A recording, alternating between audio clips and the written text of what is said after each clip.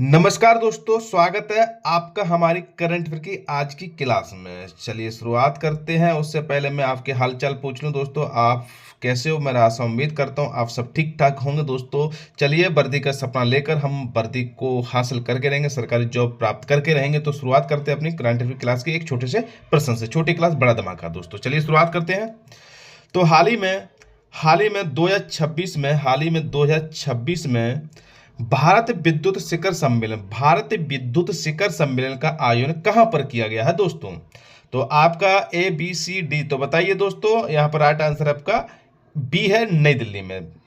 भारत विद्युत शिखर सम्मेलन का यह सम्मेलन नई दिल्ली में कहा किया गया, नई दिल्ली में आयोजित किया गया है दोस्तों। मुख्य उद्देश्य क्या रहा है कि भारत के बिजली क्षेत्र में हो रहे बदलावों, जैसे स्मार्ट ग्रिड है, नवीकरणीय ऊर्जा है, कि एक ही कड़ पर चर्चा की गई है दोस्तों।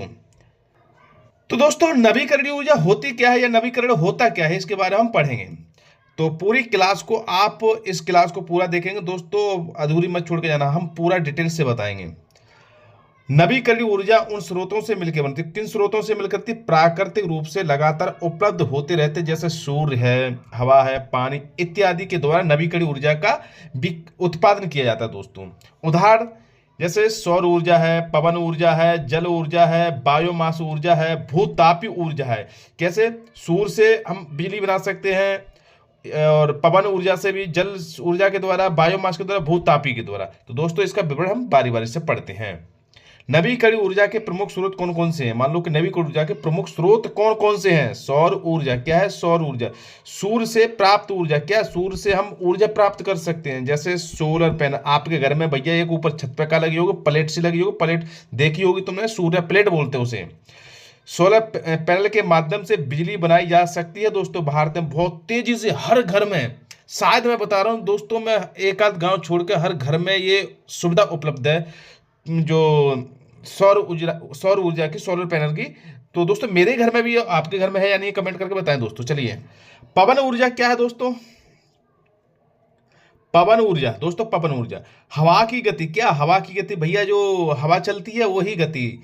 तो क्या कहते हैं? टरबाइन घुमाकर बिजली उत्पन्न की जा सकती है भैया। देखो, सूर्य से भी बिजली पैदा की जा सकती है, हवा से भी पैदा की जा सकती है। जैसे तमिलनाडु है, गुजरात है, आदि क्षेत्रों में इसका बहुत तेजी से क्या किया जा रहा है? बिजली उत्पादन किया जा रहा है दोस्तों।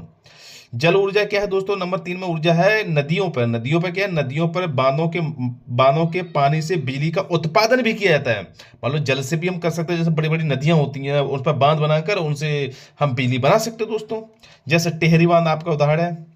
बायोमैस क्या है दोस्तों? बायोमैस लकड़ी, गोबर, फसल अवशेष के, जैसे आपके घर में लकड़ी है, टूटी पकड़ी सड़ गई हो, वो गोबर है, भैंस को, गाय को, जाऊ को गोबर हो भैया, बाई को गोबर चले जाओ, सही है। फसल अवशेषों से ऊर्जा पिता, फसल जो होते हैं जैसे सड़ गल जाते हैं, उसे इकट्ठा करके कूड़ेदाने में, या कह सकते हैं हम उसे गड्ढा खोद कर डाल सकते हैं, उसका कचरा बन जाता है। सड़ सड़ सड़ सड़ के उसमें से क्या निकलता है? गैस उत्पन्न होती है। तो हम उससे भी गैस, उसको हम क्या करते हैं? बायोमास ऊर्जा प्राप्त कर सकते हैं दोस्तों। ग्रामीण क्षेत्रों में इसका प्रयोग ज्यादा भैया। ग्रामीण क्षेत्र भैया, सीधी बात, हम देसी आदमी देसी तरीके से नहीं करें तो कैसे करेंगे भैया? हम वैसे विदेशी थोड़े हुए ना। भूतापी ऊर्जा क्या है दोस्तों? भूतापी ऊर्जा का पृथ्वी के अंदर की गर्मी, पृथ्वी के अंदर, जैसे मान लो मेरे शरीर के अंदर गर्मी भाई साहब ताकत आते ना, उस तरीके से मान लो कि हम पृथ्वी के अंदर की गर्मी से भी हम क्या कर सकते हैं? ऊर्जा प्राप्त कर सकते हैं। भारत की ये सीमित मात्राओं में, मान लो कि भारत के कुछ ही क्षेत्रों में इसका प्रयोग किया जाता है। नवीकरणीय ऊर्जा के लाभ क्या है दोस्तों? नवीकरणीय ऊर्जा के लाभ क्या है? जैसे पर्यावरण को अनुकूल, मान लो पर्यावरण को किसी प्रकार का खतरा नहीं है, कोई भी प्रदूषण नहीं है दोस्तों। असीमित स्रोत है, खत्म नहीं होंगे दोस्तों कभी भी। आयात पर निर्भरता कम होगी हमारी। भाई हम विदेश से मंगा, क्यों मंगा? हमारे यहाँ जब बन ही सकते हैं ऊर्जा सब चीज़, तो हम क्यों मंगा विदेश से? रोजगार के अवसर पैदा होंगे दोस्तों, हर व्यक्ति को रोजगार मिलने की संभावना पूरी होगी। नवीकरणीय ऊर्जा के नुकसान, अब हम पढ़ेंगे नुकसान क्या है। इसमें शुरुआत में लागत ज़्यादा है, मौसम पर निर्भरता है, जैसे सौर पवन, ठीक है। बड़े क्षेत्रों की जरूरत है, ठीक है। हर जगह उपलब्ध नहीं, बिल्कुल राइट बात है, ये नुकसान है आपके। पर लेकिन नुकसान कौन सा? कोई ज़्यादा नुकसान ना भैया।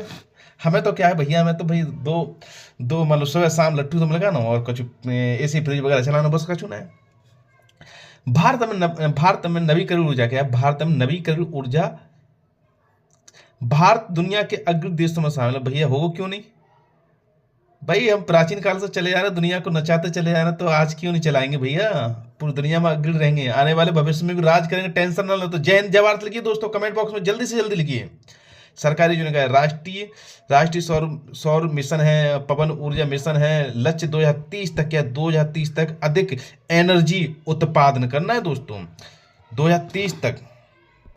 भारत विद्युत शिखर सम्मेलन 2026 की थीम क्या है दोस्तों? भारत विद्युत शिखर सम्मेलन 2026 की मुख्य थीम क्या है दोस्तों? बताइए, ए बी सी डी। तो आपका राइट आंसर है दोस्तों, आपका बी यहाँ पर राइट आंसर है। भविष्य की बिजली, हरित और स्वच्छता, और स्वच्छ भविष्य की बिजली तैयार करना है, और हरित और स्वच्छता पे भी ध्यान देना है। सम्मेलन की मुख्य थीम 2026 के अकॉर्डिंग है, इस सम्मेलन की मुख्य थीम थी भविष्य की बिजली और हरित और स्वच्छ रखी गई है। यह भारत की 2027 तक नेट जीरो 2070 तक नेट जीरो उत्सर्जन की लक्ष्य की दिशा में एक महत्वपूर्ण कदम माना जा सकता है दोस्तों। हाल ही में करुणा द पावर ऑफ कंपेशन नामक पुस्तक किसके द्वारा लिखी गई दोस्तों? ए बी सी डी, बताइए जल्दी से कमेंट बॉक्स में, जल्दी जल्दी से जल्दी। तो यहाँ पर बी राइट आंसर आपका दोस्तों। कौन सा राइट आंसर है? बी है, केला सत्यार्थी। आपने देखो दोस्तों, ये इंपोर्टेंट, ये आपका ये मतलब केला सत्यार्थी बहुत ही मोस्ट इंपोर्टेंट है, ये बार बार परीक्षाओं पूछने या बार बार करंट अफेयर में आने की संभावना है दोस्तों, ध्यान रखना केला सत्यार्थी को। Karuna the power of the compassion पुस्तक नोबेल पुरस्कार, नोबेल शांति पुरस्कार विजेता है केला सत्यार्थी।